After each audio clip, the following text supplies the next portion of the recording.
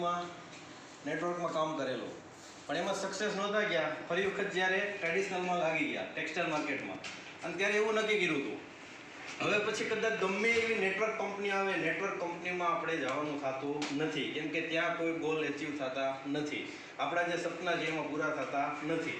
ટ્રેડિશનલમાંથી આપણે પૂરા કરવા છે. 20 વર્ષ સુધી ટોટલ એવરેજ ટ્રેડિશનલ બિઝનેસ કર્યો, 10 વર્ષ ટેક્સટાઇલ માર્કેટમાં ને 10 વર્ષ ડાયમંડમાં, છેલ્લે ટેક્સટાઇલમાં આવ્યો. પણ જ્યારે કોરોના આવ્યું અને ત્યારે રમેશભાઈ મને કેનનની આપણે ઝૂમ મિટિંગમાં એક વખત મને બેસાડ્યો. પહેલાં તો મેં બિઝનેસ પ્લાન જોયો પણ નહોતો, પણ ત્યારે તો સાવ ફ્રી હતા. એ સમયે જ્યારે ઝૂમ ઉપર મેં આનો બિઝનેસ પ્લાન જોયો, એટલે પાછું પહેલી વખતે જો નેટવર્ક હતું ને થોડું તાજું થયું, અને પછી થોડુંક આના ઉપર ડીપમાં અંદર રિસર્ચ કર્યું, અને ત્યારે વિચાર્યું કે આપણા જે ગોલ છે, આપણા જે સપના છે, 20 વર્ષથી ધંધો કરીએ છીએ ટ્રેડિશનલ, છતાં એમાંથી એક પણ સપનું આપણું પૂરું થયું નથી. સિવાય કે જે મકાન થયું હતું તો પણ એ પણ લોન ઉપર છે, તો મતલબ એ પૂરું થયું ના કહેવાય.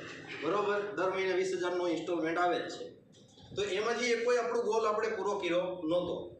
અને પછી એ વિચાર્યું કે આ 20 વર્ષ સુધી ધંધો કર્યો, હજી 20 વર્ષ સુધી આને મહેનત કરીએ. અને ટેક્સટાઇલની મહેનત એટલે જે લોકો કરે છે એ લોકો જાણતા હશે, સવારથી સાંજ સુધી બળવાળું કામ.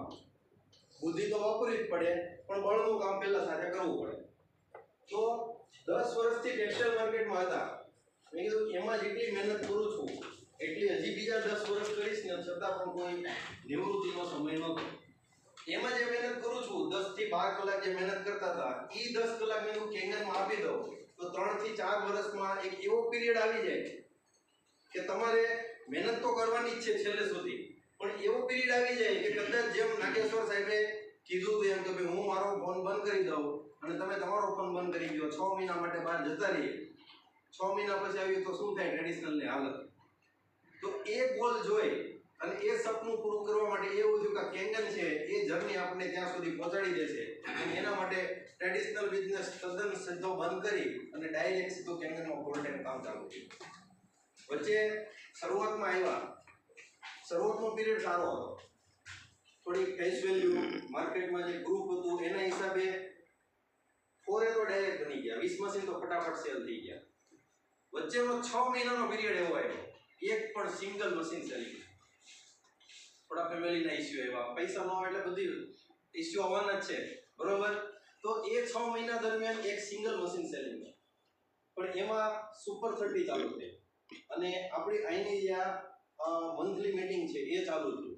અને એ બધી વસ્તુમાંથી આપણને જે લીડરો તરફથી જે હેલ્પ મળી, અને એમાંથી છેલ્લા જે 3 મહિનાથી કામ કરીએ છીએ, તો છેલ્લા 3 મહિનામાં સારામાં સારા મશીન સેલ છે, છેલ્લા 4 તો કે ડેપર.